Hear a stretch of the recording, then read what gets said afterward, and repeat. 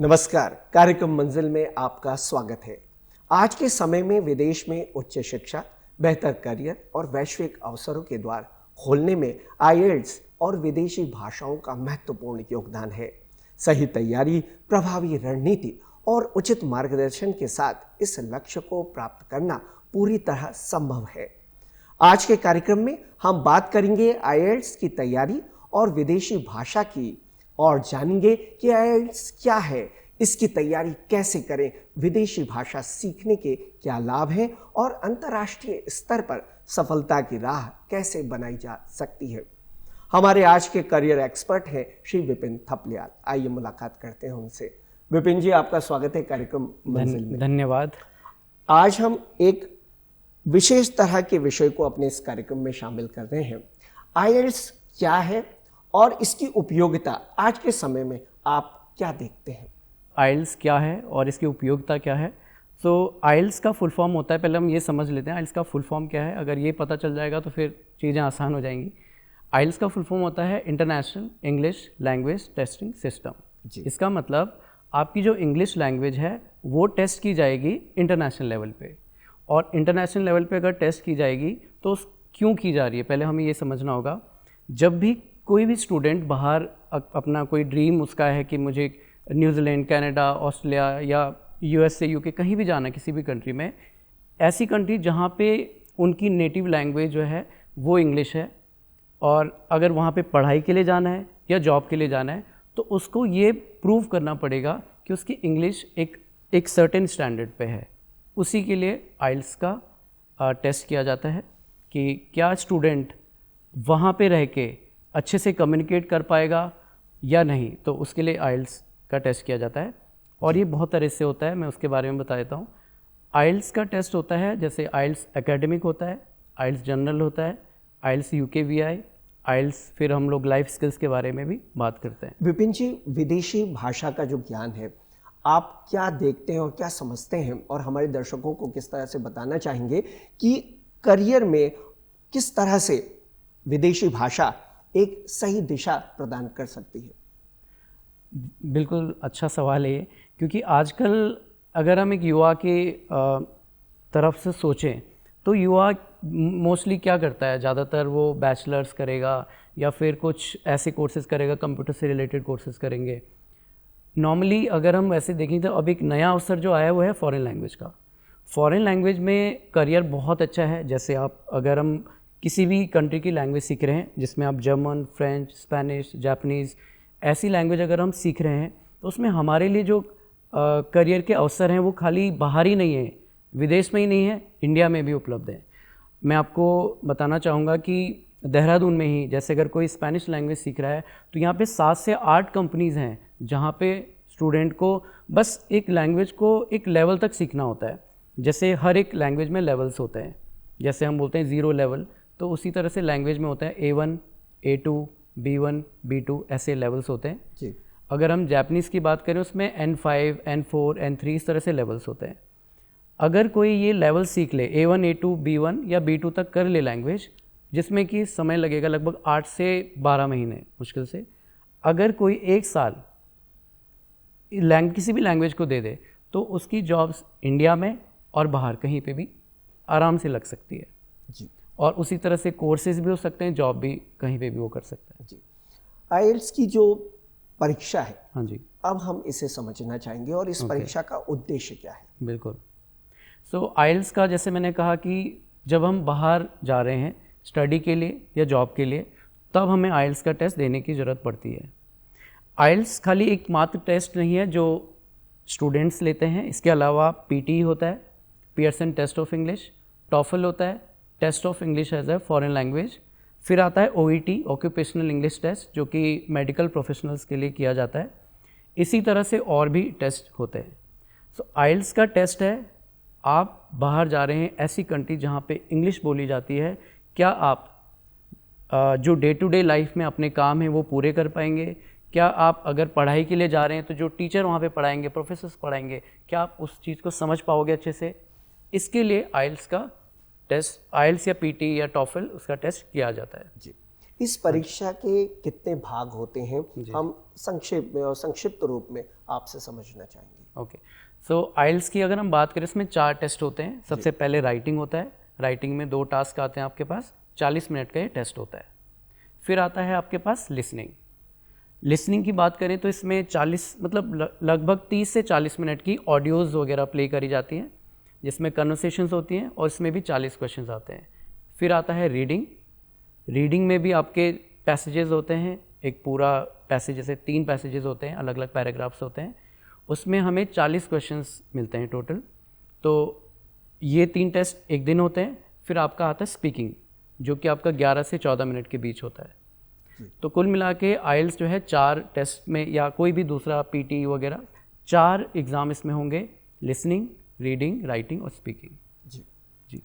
अगर हम बात करें कि इसमें जो बैंड स्कोर होता है वो किस तरह का से दिया जाता है, और सबसे पहले इसको हम समझना भी चाहेंगे। जी, तो बहुत अच्छा सवाल है, क्योंकि ज़्यादातर स्टूडेंट से यही सुना जाता है कि बैंड स्कोर और क्या बैंड है, तो उनको समझ नहीं आता कि बैंड स्कोर क्या है। जी। तो बैंड स्कोर का एक मैं सिंपल एग्जांपल देता हूँ। देखिए, जैसे मैंने कहा, अगर आपका 40 क्वेश्चन आपके लिसनिंग में है और 40 क्वेश्चन आपके रीडिंग में है, तो 40 में से अगर आपके 30 आंसर्स सही हैं तो आपके 7 बैंड आ गए। जी। अगर आपके 33 आ गए आउट ऑफ 40, तो फिर उसको 7.5 बैंड बोलेंगे। तो ये जो उन्होंने रखा है पूरा पैटर्न, और ये स्कोरिंग जो उन्होंने दी है वो इस तरह से दी है, अगर आपके 9 बैंड हैं, 9 में से 9 बैंड, मतलब आप एक्सपर्ट यूज़र हो, मतलब आप इंग्लिश को ऐसे बोलते हो जैसे कोई नेटिव बोलता है। 8 मतलब आप वेरी गुड यूज़र हो, और 7 मतलब होता है गुड यूज़र। और ज़्यादातर जो ज़रूरत पड़ती है, चाहे वो जॉब के लिए हो या स्टडी के लिए हो, वो पड़ती है 6 से 7 के बीच में।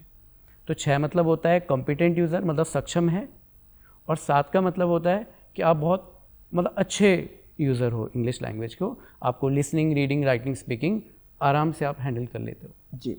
जितना ज़्यादा, या कहें हम कि अभ्यर्थी प्रवीण होगा भाषा में, उस तरह से उसको बैंड स्कोर मिलेगा। बिल्कुल बिल्कुल। जी।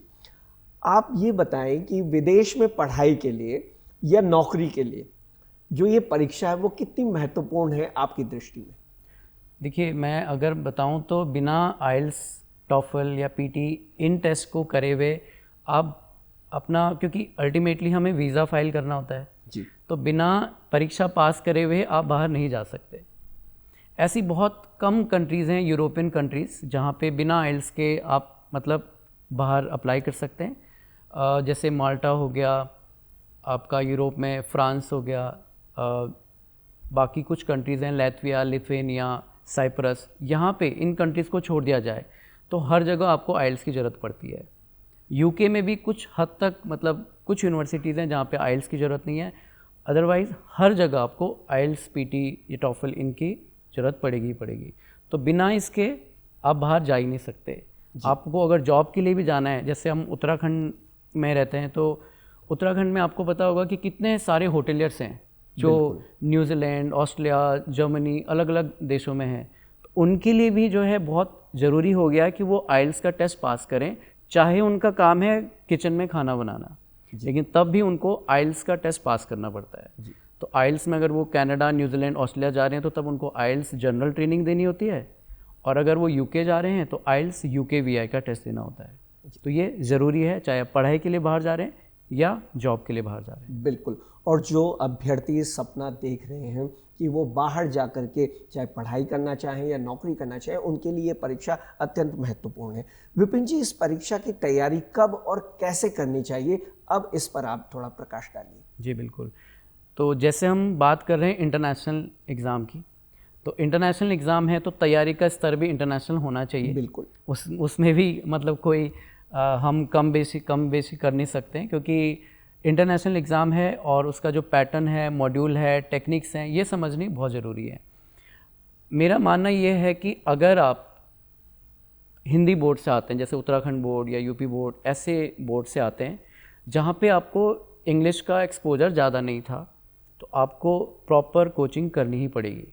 बिना उसके आइल्स पास करना काफ़ी मुश्किल हो जाता है, क्योंकि जब तक आपको ये समझ नहीं आएगा कि आइल्स में कैसे क्वेश्चंस आते हैं, कैसे टाइम मैनेज होगा, कैसे स्ट्रैटेजी हमें फॉलो करनी होती है, टेक्निक्स क्या होती हैं, तो तब तक मुश्किल होने वाला है।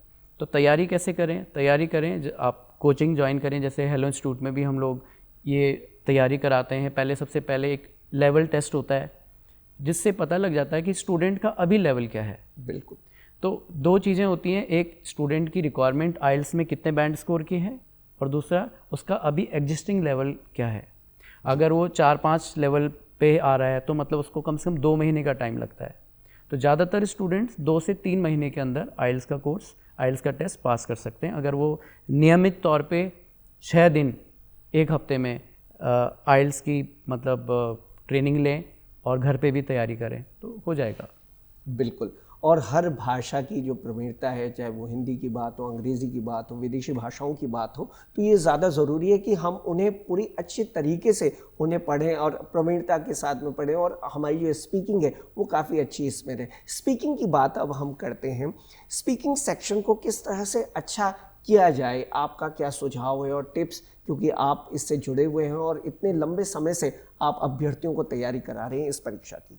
जी, तो आइल्स का जो स्पीकिंग मॉड्यूल होता है वो 3 पार्ट्स में होता है। पहला होता है इंट्रोडक्शन राउंड, 4 से 5 मिनट के लिए होता है वो।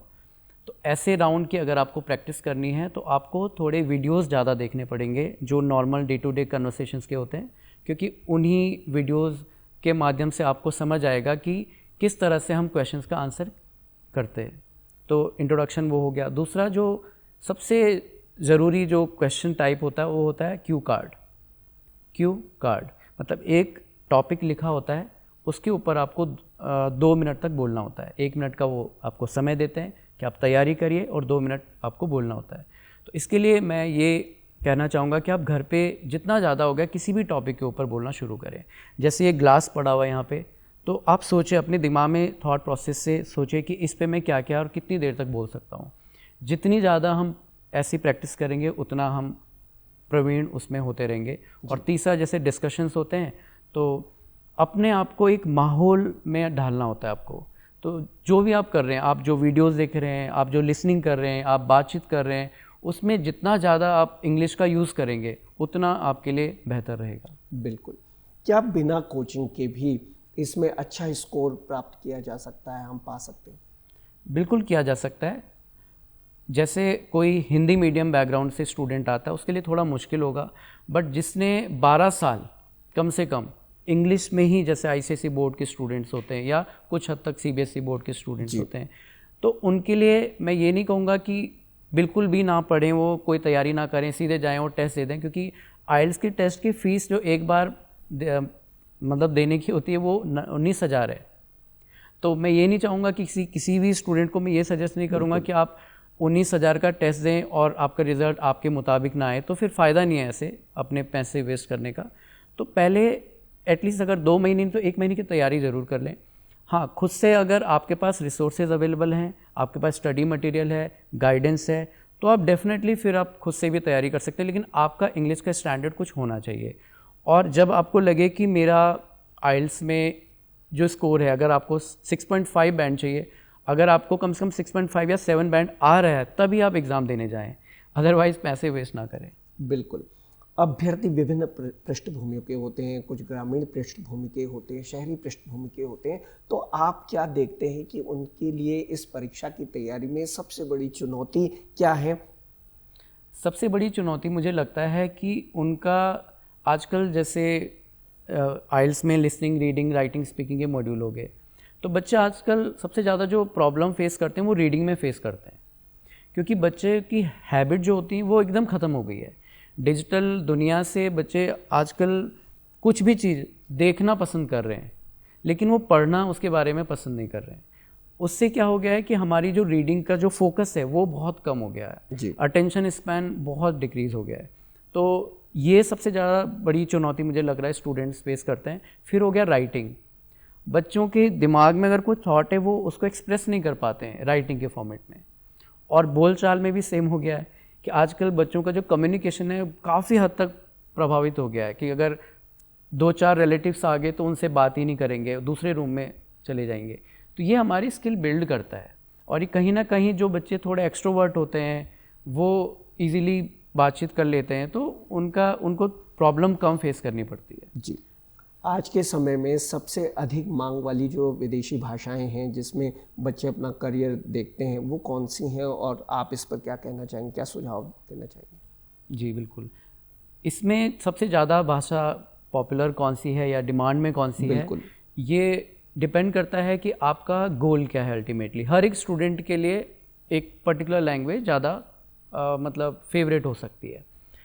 अगर मैं वैसे एक एवरेज बताऊं कि इंडिया में कौन सी लैंग्वेज चल रही है सबसे ज़्यादा जो अभी डिमांड में है, तो वो जर्मन लैंग्वेज है।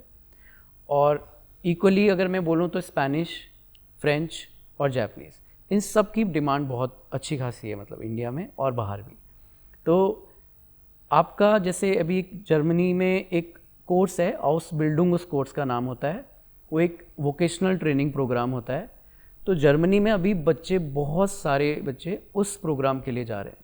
तो वो प्रोग्राम ऐसा है कि आपको जर्मनी की जो गवर्नमेंट है उन्होंने कहा कि आप हमारे यहाँ आइए और एक कोर्स, एक स्किल सीखिए, चाहे वो नर्सिंग हो, हॉस्पिटैलिटी हो, मैकाट्रॉनिक्स हो, कंस्ट्रक्शन, कोई सी भी स्किल सीखिए, और हम आपको पढ़ने के पैसे भी देंगे, स्टाइपेंड जिसको बोलते हैं जी। तो कम से कम 1 लाख की वो सैलरी भी देते हैं वहाँ पे, और आपको बोलते हैं कि आप पढ़िए भी फ्री में।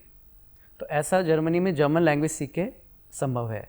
तो ये काफ़ी पॉपुलर। फिर देहरादून में अगर हम बात करें, उत्तराखंड की बात करें, तो स्पेनिश लैंग्वेज बहुत अच्छी चल रही है। जो मल्टीनेशनल कंपनीज़ हैं, बीपीओज़ हैं, वहाँ पे जॉब्स या टूरिज़्म सेक्टर में जॉब्स के काफ़ी चांसेस हैं। जी, क्या इन भाषाओं को सीखने के लिए विदेश जाना ज़रूरी है?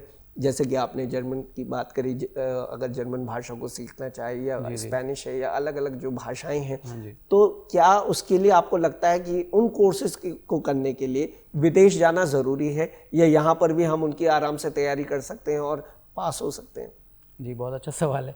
देखिए, विदेश जाके तो मुसीबत ही होगी अभी अगर हम लैंग्वेज सीखने के लिए जाएं, क्योंकि जैसे ही आप एयरपोर्ट पे जाओगे वहाँ पे कोई हिंदी में या इंग्लिश में भी नहीं लिखेंगे वो। अगर हम जर्मनी की बात करते हैं या फ्रांस की बात करते हैं या स्पेनिश की बात, स्पेनिश लैंग्वेज की बात, या जापान हो गया, बिल्कुल, वहाँ पे वो अपनी लैंग्वेज में उनके साइन बोर्ड्स होंगे। तो आप तो जा रहे हैं वहाँ लैंग्वेज सीखने, लेकिन आपको तो पहला ही आपका इंटरेक्शन ही जो होगा वो उसी लैंग्वेज से होगा। तो मेरा मानना ये है कि जब भी आप बाहर जा रहे हैं, आपको बाहर जाने की ज़रूरत नहीं है लैंग्वेज सीखने के लिए। स्पेशली आप एटलीस्ट बेसिक लेवल्स तो इंडिया से सीख के जाएं। बिल्कुल, क्योंकि जो ट्रेनर्स होंगे वहाँ पे वो नेटिव ट्रेनर्स होंगे और वो आपको दूसरी भाषा में नहीं समझा पाएंगे। ये मुमकिन है कि अगर वो जापानीज़ हैं तो वो जापानीज़ में ही समझाएंगे आपको, वो इंग्लिश उसकी इतनी अच्छी खासी नहीं होगी।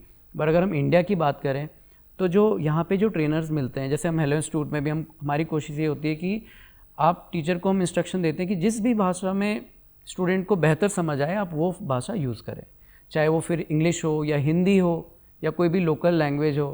तो यहाँ पे ऑप्शंस हैं, बाहर वो ऑप्शंस नहीं हैं। तो अगर आपको एडवांस लेवल सीखने हैं तो ज़रूर बाहर जाइए लैंग्वेज सीखने के लिए, लेकिन एटलीस्ट बिगिनर लेवल्स इंडिया से ही करिए। बिल्कुल, अपना जो बेस है वो यहाँ पर ज़रूर मजबूत करने की ज़रूरत है। नई भाषा अगर हम सीखते हैं तो कौन से ऐसे प्रभावी तरीके हैं जिससे हम नई भाषा को बड़े आसानी से समझ सकते हैं, सीख सकते हैं? जी, आजकल एक बेसिक अगर आपको फाउंडेशन नॉलेज किसी भाषा की चाहिए तो उसके लिए ऐप्स भी हैं काफ़ी सारी जो आप यूज़ कर सकते हैं डे टू डे लाइफ में, और उस तरह से आपको वो लैंग्वेज आ सकती है। लेकिन वो बस उतनी तक होगी कि जितना आपको बेसिक आपको कुछ इंटरेस्ट है, आपने बेसिक ग्रीटिंग्स वगैरह, नंबर्स, काउंटिंग्स या डे टू डे छोटी मोटी कन्वर्सेशन आप कर पाएंगे। अगर आपको एक अच्छे लेवल पे कन्वर्सेशन करनी है, उसके लिए आपको प्रॉपर तरीके से सीखना ही सजेस्टेड रहेगा। जी, आज का ज़माना आर्टिफिशियल इंटेलिजेंस का ज़माना है, एआई का ज़माना है। बहुत सारे ऐसे अनुवाद के, ट्रांसलेशन के ऐसे ऐप्स भी हैं जिससे विदेशी भाषाओं को सीखना काफ़ी हद तक आसान हो गया है। तो इस पर आप क्या कहना चाहेंगे?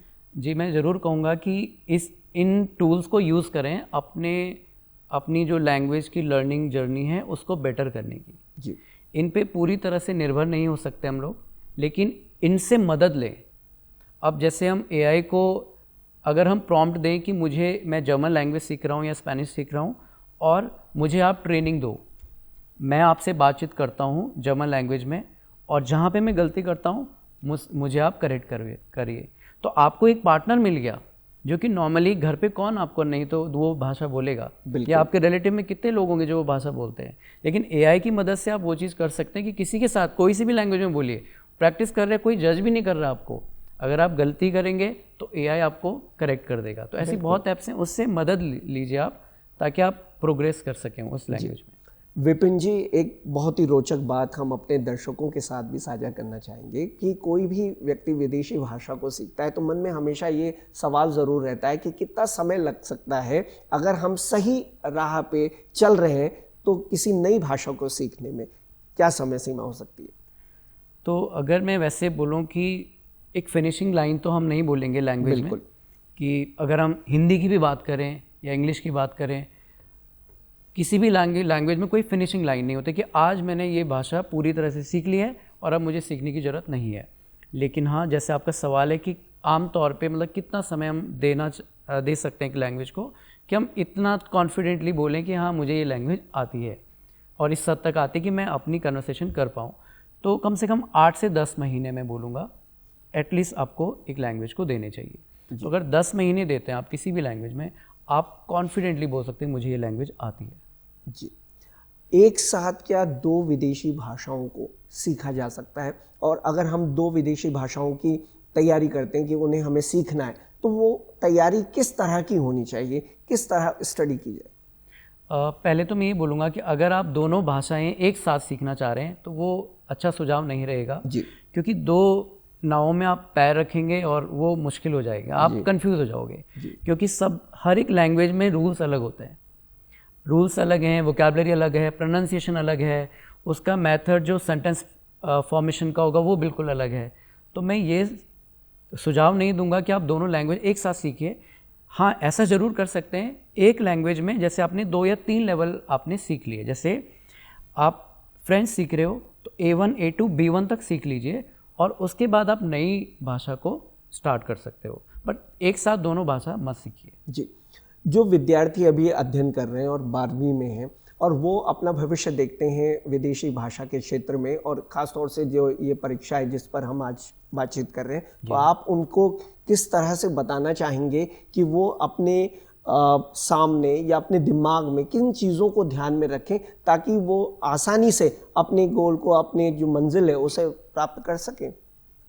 जी, सबसे पहले तो आपका गोल बहुत क्लियर होना चाहिए कि आप किस डायरेक्शन में जाना चाह रहे हैं।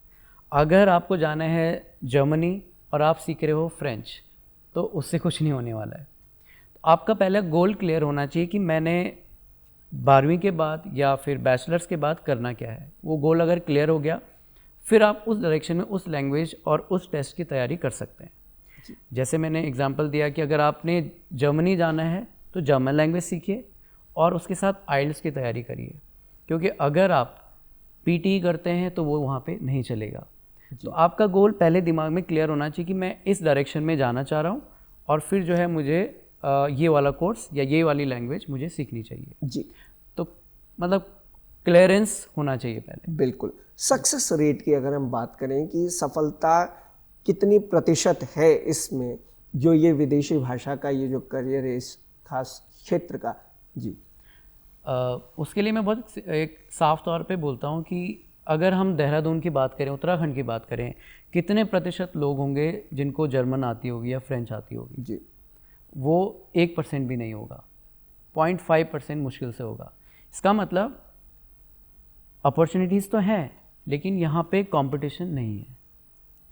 तो जहाँ पे कंपटीशन अभी कम है, अगर आप वहाँ पे कोई भी आप लैंग्वेज सीख रहे हैं तो ऑटोमेटिकली आपका जो आपके चांसेस हैं एम्प्लॉयमेंट के वो बढ़ जाते हैं।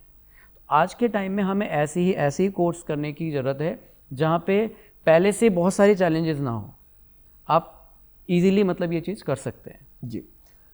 ये एक बहुत ही सामान्य सा प्रश्न मैं पूछना भी चाहता हूँ, आपसे जानना भी चाहता हूँ, दर्शकों के साथ हम साझा भी करना चाहते हैं कि क्या इन विदेशी भाषाओं को सीखकर विदेश में ही नौकरी मिल सकती है या हमारे देश में भी इसके लिए कुछ अवसर है या नहीं है? जी, बिल्कुल हैं। आप विदेशी भाषा सीख के, ज़रूरी नहीं कि आपका यही गोल है कि आपको बाहर ही जाना है, आप इंडिया में सेटल हो सकते हैं। अब इंडिया में कहाँ पे इतनी सारी मल्टीनेशनल कंपनीज़ हैं, जैसे हम बात करते हैं अमेज़न की, महिंद्रा हो गया, कॉन्सेंट्रिक्स हो गया, SCL, इन सब में जो लैंग्वेज के एक्सपर्ट्स हैं उनकी डिमांड होती है, कस्टमर सपोर्ट में चाहिए होता है, एम्बेसी में होता है, इन सब में डिमांड है। मैंने जैसे कहा कि देहरादून में ही कम से कम 7 से 8 कंपनीज़ हैं इंटरनेशनल टूरिज़्म सेक्टर की, जहाँ पे जॉब्स इजीली अवेलेबल हैं।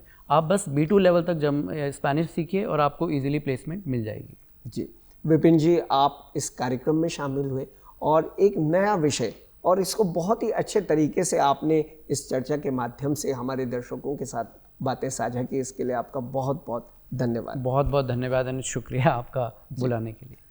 तो आज के कार्यक्रम में हमने जाना कि आईएलटीएस की सुनियोजित तैयारी, नियमित अभ्यास और विदेशी भाषा का ज्ञान न केवल शिक्षा और रोजगार के नए अवसर प्रदान करता है, बल्कि आत्मविश्वास और वैश्विक पहचान भी दिलाता है। इसी के साथ हम आपसे लेते हैं विदा। नमस्कार।